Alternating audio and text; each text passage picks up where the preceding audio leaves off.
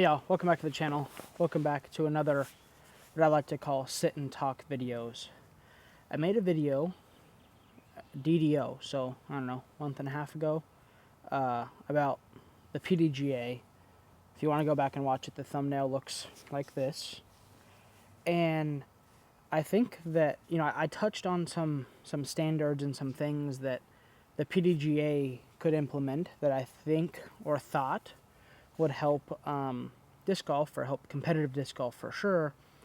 And after playing the last, 8 years on the Disc Golf Pro Tour, and the last, whatever, since I've made that video, I've just really felt more and more inclined to make a video about the tour in general.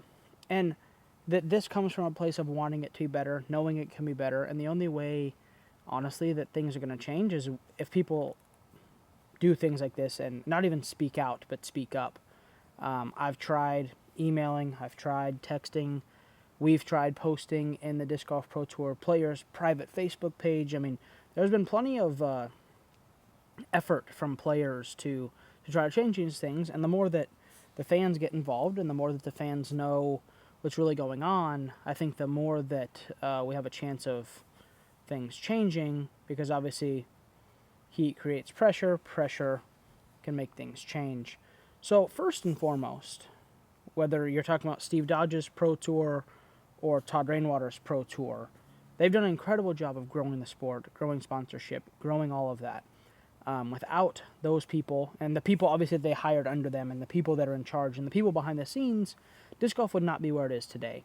So with all of that, I'm very grateful for everything, even to this very moment of making this video. I'm grateful for the Pro Tour, the employees, the volunteers, the tournament directors, everybody that does stuff. I'm very grateful. That doesn't mean that I think that it's perfect, and that doesn't mean that I think it can't be better. So when it comes to standards, one thing they have standardized, the tee pads. I think they've done a great job. And I think at Portland Open, they did an even better job, because every tee pad, Portland Open and OTB, the tee pads were flush to the ground. So what that means is I can throw off of them just fine, but also James Conrad can take his huge long run up and not have to step up or step down, or jump onto something or jump down from something. And we all have an adequate teeing surface that's the same material in every single hole and is cohesive on every single course, which means now you don't have to have 5 pairs of shoes to play on this concrete, slick concrete, wet concrete, dry turf, wet turf, mud puddle, this and that. So having a standardized teeing area really, really helps us, and I think that the Pro Tour has done a really good job in doing their job of growing the sport and raising awareness, and they've done a really good job of adding a standard of a piece of equipment that I think most people on tour enjoy. And it's nice to know, even if you're not the biggest fan, maybe go experiment with some shoes and find something that grips for your throwing style. But the final round of Portland Open poured rain from the night before all the way through the final round I was on chase card, and I never slipped one time on those tees. So obviously that's, just call it 12 hours of rain just to be generous. And the tee pad was great, and no one in my group slipped, no one in my group was complaining. But that wasn't synonymous with all the other equipment that was out there. So before we get any further, I want to make one thing very clear to you guys. This is an opinion of me, not of my sponsors, not of anybody that I represent, and this is my job. I speak up about these things because my livelihood relies on disc golf, not only the competitive side, but the growth of the sport. So when I see disc golf doing things that I don't think are in the best interest of the sport as a whole, and that's inadvertent. I don't think that anybody is using disc golf as, we're not going to do what's best. No, I'm not saying it in that sense, but if I can make these videos and help grow the sport, even if it's for the next generation of kids, even if it's for some kid that's 5 years old now, and when he's on tour in 13 years, he's going to reap a benefit from me kind of paving the way, for lack of a better term, then I'll feel like I have done my job. Parking. This is one of my biggest complaints on the tour since forever. At Beaver State Fling, for example, Jonesboro, for example. It's like, oh, you park over here and shuttle in, do this, do that. Like, it's like, I don't understand what pro sports league, and whether disc golf is big in your eyes or not, what pro sports league, like, hey, yeah, park over here and we'll shuttle you in on a golf cart. We're still going to drop you a 15-minute walk from hole one. I don't think that that's like very professional, very adequate when there's vendors and staff members parking literally at hole one, and then the next parking lot that's still a 10-minute walk to hole one, walking through the field of play. So you can't just walk continuously. You have to wait for people to throw and putt, and you don't want to distract them, just like you wouldn't want someone distracting you while you're trying to throw and putt. That's not adequate. Dropping somebody off and still a 10-minute walk isn't like adequate to being a shuttle. So, and then that next parking lot, once again, was full of vendors and this and that. It's like, why do the people that are going to take up an entire parking spot for the whole day, why are they parking in the closest spot? Why don't they, the staff and the vendors, why don't they park 6 miles away? They're going to be there for 12 hours. You take one shuttle in and you take one shuttle out, and everybody's in and everybody's out.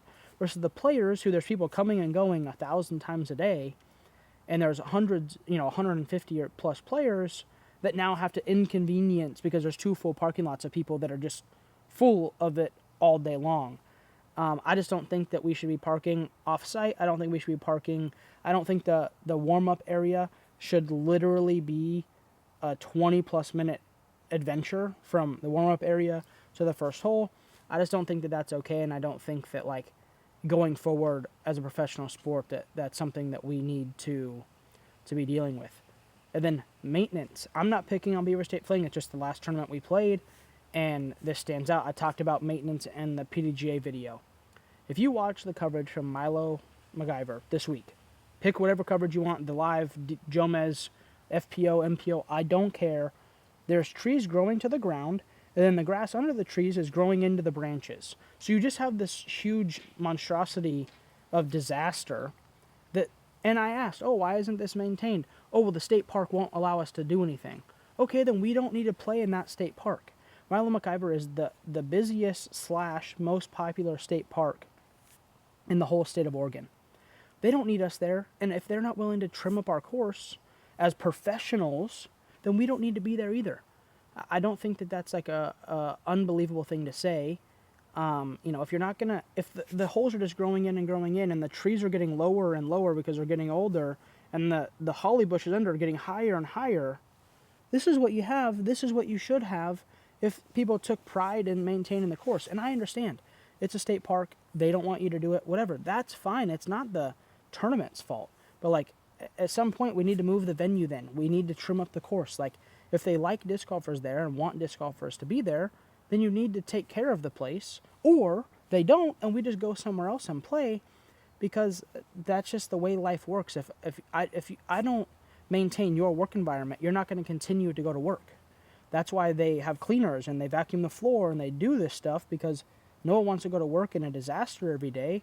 So why do we have to play a course that hasn't been trimmed in 10... The Worlds was here in 2014. I don't think you could find fresh cuts from that long ago for our course. Like, oh, hey, this branch has overgrown the disc golf course, so we're going to trim it so the shot is better. Like, maybe the trees have fallen and they trimmed them for other park users or whatever, but like, they have disc golf not in mind when they are maintaining the disc golf course there. And other places, like I complained about Northwood, or I complained about here, I complained about there. Oh, complain. But like, at some point, if you're going to expect us to go do our job and provide entertainment and play our best while also, our livelihood is on the line, then I think that we need to take some pride in the courses and maintain them the same way that you'd want your work environment to be maintained. I think all this stuff I'm saying will be normal in 10 years. I think that for a tour course in 2035 is going to be maintained. They're going to have to trim the trees. The grass is going to have to be cut X amount of days before the start of the tournament. The rough can only be so long. Like that, just like golf, right? I mean, they can't just be like, oh yeah, we haven't changed the course since 1980. Best of luck. It's like, no, you trim, like you make it better. You improve every year. Like disc golf, I think, is the only sport where they're like, all right, we'll go worry about that. Like the Beast in Waco. We'll worry about that a week before the tournament next year. Until then, best of luck. Like, No, golf courses are like, they start shaping the fairways for the major championship that's coming in 7 years. Like years and years before the tournament. Like, okay, we want the fairway to do this. We want the rough to do this. We want to grow this grass. So like, I guess I get bothered because I feel like our sport is like, oh, hey, they're coming next week. Quick, do this. And it's just like, I think in 10 years, the stuff that I'm upset about now, and again, I'm not only, a lot of players, obviously because I make these videos, come up to me and share their opinion, and world champions, probably the best player of all time. I mean, you name it, they've probably talked to me and said, oh, hey, you should make a video about this, or hey, you should bring up that. So a lot of this stuff isn't just my opinion, it's me using my voice, my platform, and my willingness to be outspoken in order to hopefully create a better work environment for myself and my colleagues. Now, baskets. I'm going to make this very short, very sweet. If your basket sucks, we shouldn't play on it. If every single time the Pro Tour plays on your basket, there's more videos of it spitting out than there is of it catching, we shouldn't play on your basket. MVP's first basket, I think because they copied the veteran, wasn't that good. They listened to the feedback. They now have a basket we played on an OTB that is perfectly fine, works great, executes, catches the disc. That's it. That's all we want. We don't care what brand's on there. We don't care how many chains you put in there. We don't care what color it is. If it catches the putts that it should catch and it does what it's supposed to do, we don't care. If your basket sucks, it sucks. We shouldn't play on it. The Latitude basket has sucked forever. We played on it everywhere, and I don't understand how we're still doing that at all. It doesn't make sense to me. And then, at Beaver State Fling, for example, watch the coverage. Don't take my word for it. Watch the coverage, and if you're part of the tournament director at Beaver State Fling, go look at this yourself. There's a minimum of 6 baskets there that aren't level. So the basket's sitting there like this, and the rings are touching the pole, which is a dead sign that it's not level. So it's like, okay, fine that we have a good basket, but now these baskets are leaning. It's like, I just don't understand why our standardized equipment is so hard to like make standard. Like if the basket's not level, we shouldn't be playing on it. If the hoop isn't level, they don't just shoot anyways and say, oh, well, everyone had to shoot on it. It's like, no, every angle is different. What if someone, it doesn't matter. I don't even have to explain it to you. If you need an explanation for why it should be level, then this video is like definitely not for you. Because there's no explanation as to why our basket shouldn't be perfectly level on every single tour course we play. And your local course of the hole, every hole is 201 feet. You should have level baskets too. I'm not just complaining Pro Tour. Like, no. Like, install the basket and make it straight and make it level, and that's the way that it's designed, and that's the way it works the best, and that's how we should be using it. I don't understand if you're debating this like you're part of the problem, literally. I'm not asking for much. We want a safe place to throw from. We want baskets that catch. We want to park in a reasonable distance. We'd like the warm-up field to not be a 10-minute shuttle ride with 5 stops and having to wait for players, and then a 10-minute walk. Players were posting in our group this week, hey, it takes 20 to 25 minutes to get from the back warm-up area to the first tee. And then magically, if you're 5 minutes, not there within 2 seconds of 5 minutes, you get a 2-stroke penalty. So if you have to wait for the shuttle, to wait for someone to putt, and then you sprint, and then you miss it by 5 seconds, you get a 2-stroke penalty. But like, if you want to warm up and throw up full shots, you got to go that way.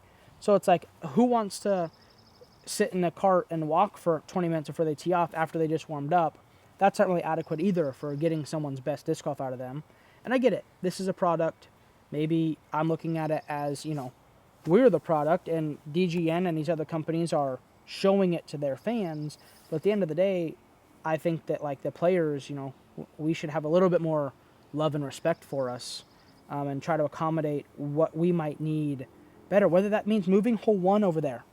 Hole 1 starts by the big field, or within 5-minute walking of the big field, so that we can park there, we can warm up there, then we just have a little mission over to hole 1.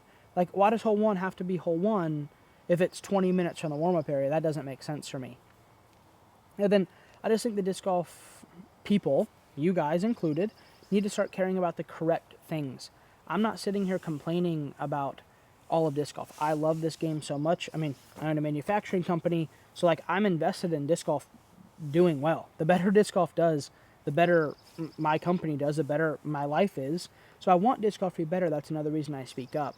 But like when I feel like we're worrying about someone being 18 seconds late to their 5-minute protocol, but we're not worried about the baskets being level, it's like a slap in the face. It's like, hey, you need to be right here by this time, but your equipment that you have to play on that has to catch your putt for maybe $10,000, yeah, that can be uneven or that. And it's like, from the first round to the second round, it's not like someone goes out and checks it and then it's fixed. Like, people go out and then it's just like the tournament is a tournament, and then it ends, and then they leave the course that way for 360 days, and then, oh, the tournament's coming, and they start to ramp it back up.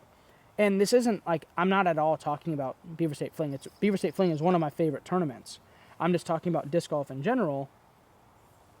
And the event, I mean, I've played hundreds of events at this point, and like, it's just a common theme of like, all right, we're done with this. We're going to go do whatever. And I get that's volunteers. Running one disc golf tournament a year doesn't make you a living, so you have to do other things.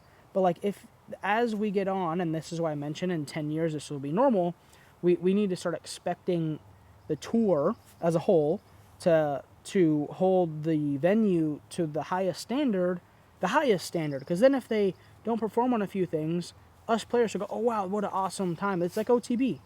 They're not perfect, they're not the best course on tour, but like, that event staff cares, they do a good job, they want it to be really good, and so that's what they have, a really good tournament, because that's what they want, and they care, and they prep the course, and they make sure the tee pads are flat, and they make sure the baskets are level. But every week, I'm like, at OTB, for example, they had a basket that was like, looked like it was in a car accident, and it was all wonky on one side, and they're like, oh, we didn't know. This week at Beaver State Fling, I was out there on Monday, and the baskets were installed up like incorrectly, so the band to the cage was the wrong distance. It's like, I didn't have a tape measure, I just looked at it and said that's wrong. So like, some of these things are just like a lack of knowing, but I feel like some of them are just like a lack of paying attention, because I don't walk around with a magnifying glass and a tape measure. It's just like, I just see like, oh hey, that basket's wonky, hey, these are put together wrong. Like, I don't mean this like disrespectfully, but like, I think that somewhere along the line, holding our peers even to higher standards of calling the rules and doing all this is a great way to go. But either way, I'm super thankful for the tour. I'm super thankful for all the people that work for the tour. I'm sure, no one's retiring early from working for the Pro Tour. I'm thankful for all the fans. I'm thankful for the tournament directors. I'm thankful for all of that.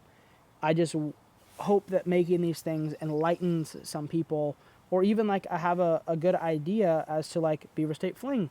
They should start the hole one way over there where the parking lot is and where the warm-up area is, so that hole one's there and we don't have to worry about being late and stress and check your phone every 5 seconds to make sure that you're not on time. I think even if like I can offer a good suggestion, then this was a positive video. So thank you guys so much for tuning in. Thank you guys for listening to me have a yap sesh.